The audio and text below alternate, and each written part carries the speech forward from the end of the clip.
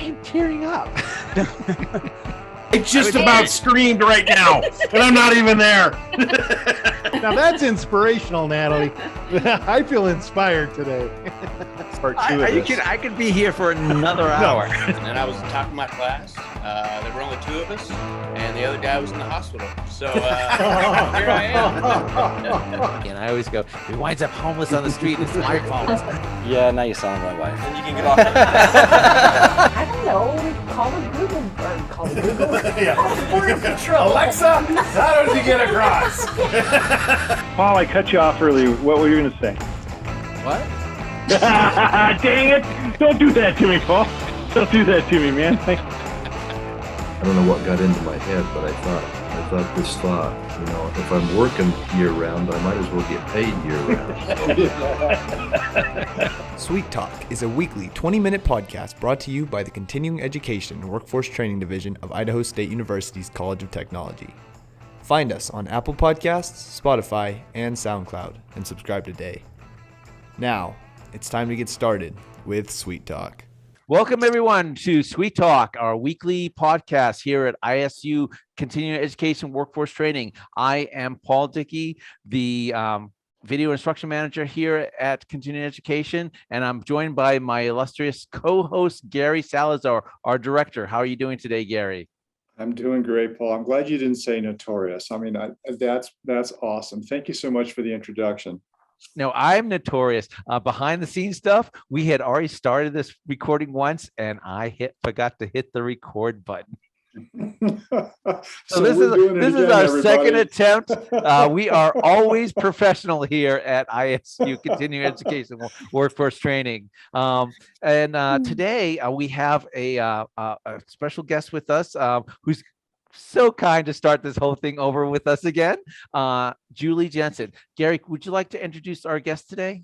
Sure, absolutely. Hey, Julie, welcome. We can see that you're on the job site. You're in Montana, and we can talk about that in a minute. It's so good to have you here. You and I met back over a month ago at the Meridian construction combine out in Home Depot, and I was very, very impressed to watch you do the roofing out there.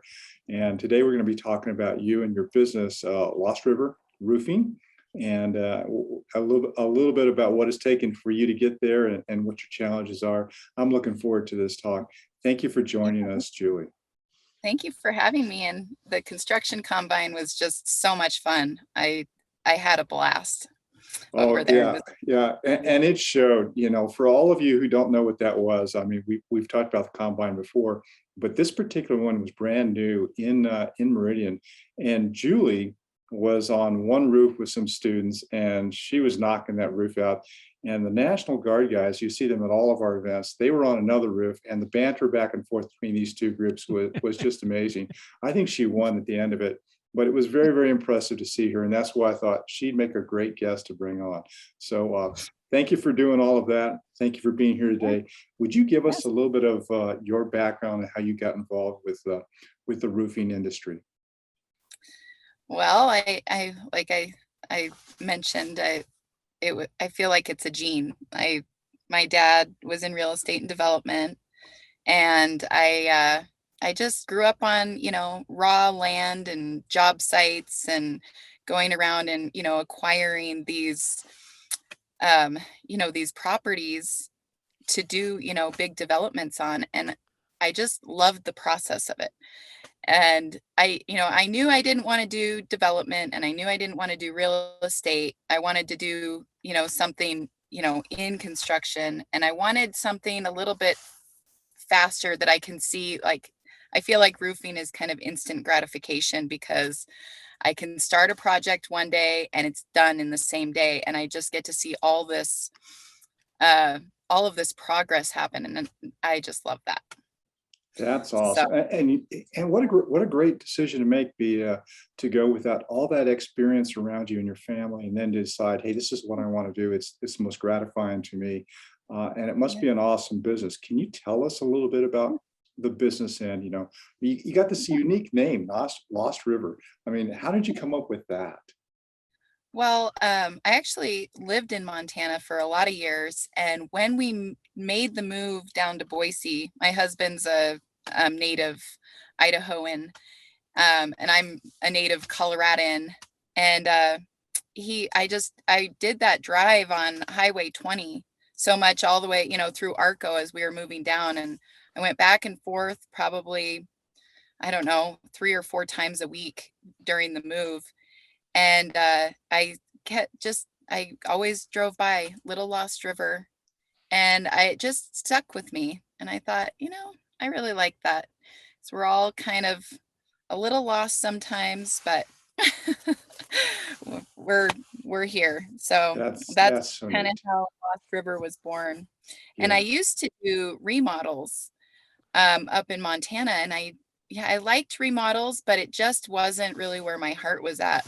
So I knew that, when we did the move, I wanted to be in construction still. I just wasn't fully, it didn't want to do remodels anymore. And I love roofing. It's my jam. Why? Why do you love roofing?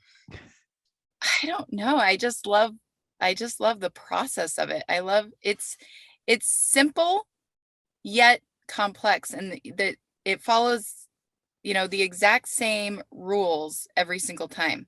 There's no, figuring out something for 3 weeks and scratching your head on it.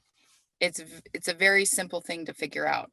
And I love watching it. I love the culture of it is just really light and relaxed. And that's also more for me. We're my guys on the roof. We always have a lot of fun. We look out for each other. We make sure that, we're all safe, and we all have, what we need on the roof. And I love that. And I didn't really ever experience that in any of the other construction I have done. Is everybody's kind of out for themselves, and, they don't look out for everybody else. And with this one, we do. And I just love that. So.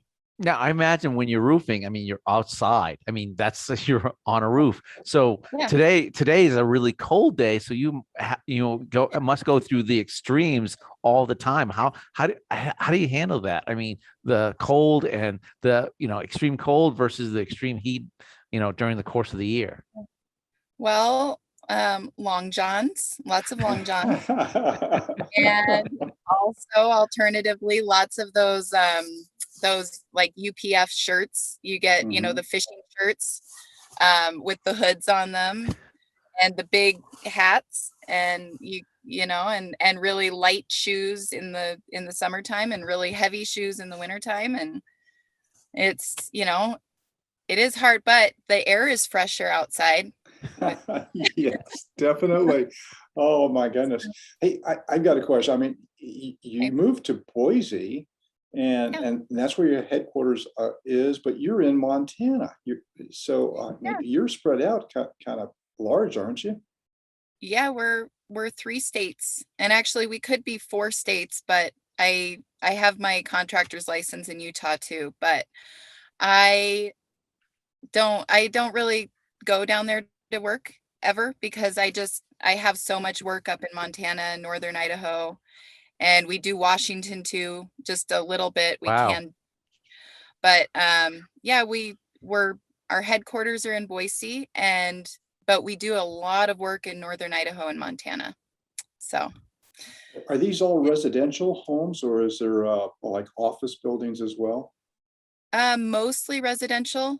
We can do any size and any type of asphalt shingle roof. So if somebody came to us and wanted us to do a school, we can do that. And any size. Like yesterday I just found out we won a bid for up at Montana Tech up here in Butte. Oh.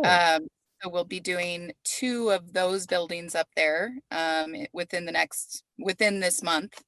And that one's a pretty good one. But for the most part, yeah, we do mostly residential. So asphalt shingle, not steel or rubber roofing. No, we don't do any of that for right now. I mean, we can do a small scale metal roof, but I don't, and we could do small TPO jobs. But we can't do large scale. Like we're not going to go bid Walmart for their TPO.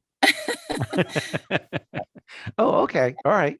Yeah. So how long ago did you establish this business? So I started it in 2017 when I moved down to Boise, but we really didn't take off big time until 2020. Wow. And when 2020 hit, it just exploded. Wow. Yeah, so July of 2020, we sent out our first, invoices, and we just, the growth was insane, and it's exhausting, but so fun to watch and so awesome. So in relatively, you're a young company then. Yeah. Yeah. Well, wow. So what were some of the biggest challenges starting the company? Well, really, I mean, roofing, you basically start out with a truck and like a 1-ton truck and a dump trailer. And so we started out with a 1-ton truck and a dump trailer. And now we're all the way up to, we're 3 trucks and trailers and, a bunch of other equipment, lots of camp trailers, because when I go out on the road, sometimes I just don't want to stay in a hotel. I take a camp trailer along. And, sometimes when we, go over to certain areas to do, a handful of jobs, you will take the camp trailer along to kind of help with, the overflow of lodging. Sure. But yeah, we're just growing more. We're acquiring more equipment, but roofing is nice because you don't have to have tons of equipment. You can really do your, most everything with just a truck and a dump trailer. Oh, okay. Right. And a Yeah. generator for that nail gun, right? Yes, and an air compressor that is usually gas powered. Yeah, that too. Sorry, I forgot about the compressor. That's important. Excellent. So you're doing 3 different states all the time, and so there must be, obviously there's a ton of travel. Do you find that the travel's difficult? Yes, it's hard being away from my family. I have a husband and 5 kids. Wow. And so my husband's an awesome dad. He plays Mr. Mom while I'm gone. And we get through, we do lots of FaceTime calls, but for the most part, as long as I don't have any foreman issues, I can be home and I can run things from home. Okay. And then as far as Boise goes, like we're really trying to ramp up big time in Boise. Boise is a harder market than some of these other places to crack. So marketing is harder and sales are harder in Boise. Is it because of increased competition? I think that is probably the majority of the reason. So, and that's okay. Growing. Okay. So, Yeah, Boise's growing. Gary met you at the construction combine, which is, a training event for people to get interested in construction. What made you get involved in that? Well, I met Eric Hirschberger, who kind of was doing a lot of the planning for that, and he was like, I really think you should do this, and he told me a little bit about it, and I thought, oh my gosh, I love that, because we need to, like, it's kind of a dying breed coming into construction, because it's this new generation. A lot of them are, playing their Xboxes at home and not getting into it. And so I thought, I really want to help, people interested, young people interested in joining the trade, just get into it, because it's a lot of fun and there's a need for it. We're never going to stop building. Right. Very cool. Yeah. And she's so right. We see that in a lot of different industries too. So kudos to you, Julie, for, showing up and helping out and introducing, roofing to all those kids. The ones that showed up on your roofs, they were having a blast. I was watching them. That was a fun thing to do. You made it very, very fun for them and also instructive. So thank you for doing that. I hope I hope it was instructive. And it's important to go out and have fun on the roof. Oh my goodness. Yeah, you brought up a point. I mean, to me, that I go, roofing, isn't that a hazardous kind of a job? Do you guys worry about falling off a roof or sliding off a roof in the wintertime? Are you roofing in the wintertime? Yes, sometimes we only do I call them our emergency roofs in the wintertime, where it's people that thought they could make it through the winter. And then when the weather hit, they found out that they couldn't make it through the winter. And so then I'll get a call, and we usually do about 50 roofs in the wintertime. Wow, that's still a lot, isn't it? That's significant. Yep. Goodness. It's a lot. And it's, we do worry about falls, but we wear our harnesses, obviously. And, there's a lot of shoveling, snow off the roof and brushing snow off the roof and blowing snow off the roof. And we just, we have fun. We eat a lot of soup. We drink a lot of warm, coffee and hot chocolate. And we stick together and we take care of each other. And that's just what you got to do. And we have to keep it light and we dance on the roof. we have fun. Yeah, well, I could see that. I could see that at the combine. She's very light on her feet walking up and down that roof, and that was really, just the roof on the ground. But she was very agile. I guess you get used to that. You develop your balance and do all those things. When people come to you, Julie, and they go, "Hey, how do I do what you do?" Is there's a training they have to go through? Or is that just on the job? It's on the job training. Yep, that's exactly what it is. It's lots of years of watching and putting into action.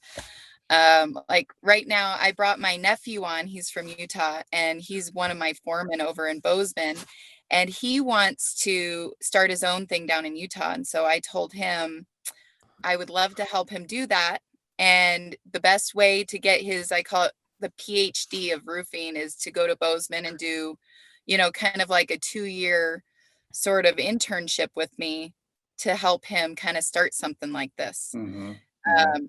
And it takes, it takes time, but you learn it quick. It's very, fast. So, but no, there's nothing, you don't have to go to college for it or anything. You just learn it, and from your mistakes is one of the most important things. So would you go ahead, Paul? No, I was going to say, so would you say the actual roofing is easier than maybe the business running portion? Absolutely. Yes, it is, because there's only, there's only, a few little principles that you have to know in order to, make sure that something is waterproof. Like the same concept for waterproofing is in roofing. It's in, water sealing a house, waterproofing anything is a pretty easy concept. It's always the same principles. Whereas with a business, it's not always the same. You have to kind of figure out what works and use what works and throw out what doesn't work. And sometimes it's a more costly mistake if you make a mistake in business versus when you make a mistake in roofing, you just tear off a few shingles. Yeah. So is this was your first business, correct? No, I had a remodel business in Montana. Okay. All right. Yeah. So this is my second one. Okay. So, and you said the remodel, I didn't know whether you were just working remodel. So the remodel you said was more difficult than roofing overall. Yes. You'd get stuck in somebody's basement for months doing, tear out down to the studs and a full basement remodel sometimes. And, it'd be on older homes, especially in Montana, like there were no codes for a lot of years. And so you're sitting here dissecting this person's electrical, and it doesn't make any sense. And you'd run into problems where you'd be scratching your head for 3 weeks. And then all the fumes, of being indoors and all the dust and stuff, it's hazardous, to say the least. Yeah, So what an amazing thing. Hey, how many people are you employing right now? And are you always looking for people to come into your teams? I am always looking for people. It's kind of hard it's my biggest thing has been finding people for the office.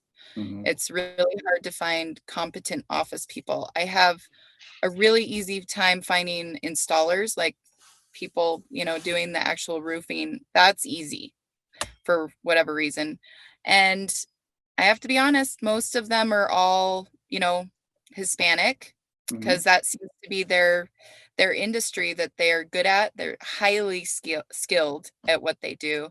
And I haven't been able to find, anybody that, eh, you know, is I would like to find somebody who's as skilled as they are, but I haven't been able to. So I have 4 crews, and each crew has anywhere from 4 to 6 guys on it. And then, I've got 2 foremen, and I've got a sales manager that's in Boise, and then a sales guy. And actually, I have my son coming out of military school Ah, um, in the center of Idaho. He's coming down. He's going to be my canvasser in Boise. So he's going to start working in June, and he's going to go around canvassing Boise fresh out of military school. That's So incredible. That's a nice size and a growing organization for you.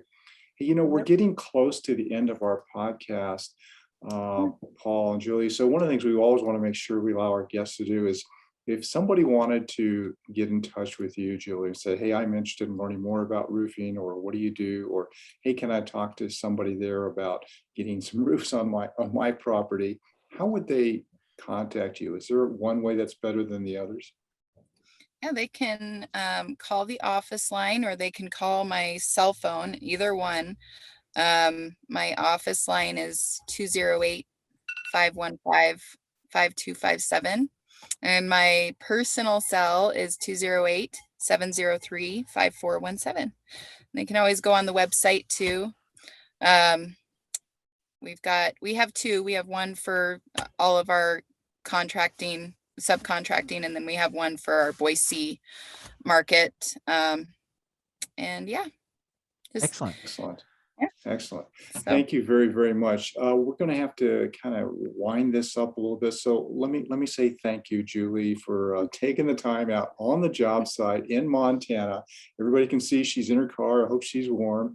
She's on the job site working roofs, and it doesn't look like it's the pleasantest weather up there.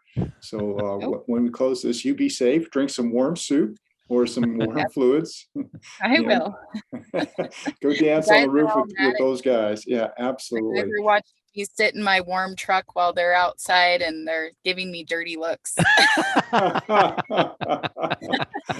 All right, everybody. This is Julie Jensen. She's the CEO of Lost River Roofing, and has this growing business based out of Boise, Idaho, but is in Washington, of course, Idaho, and Montana. And it has a great opportunity to help a lot of community folks who need roofs. So thank you, Julie, for joining us. Appreciate that. And you stay warm up there. You be safe up there. And I hope to meet you again in the future. Maybe we can do something different again on another combine.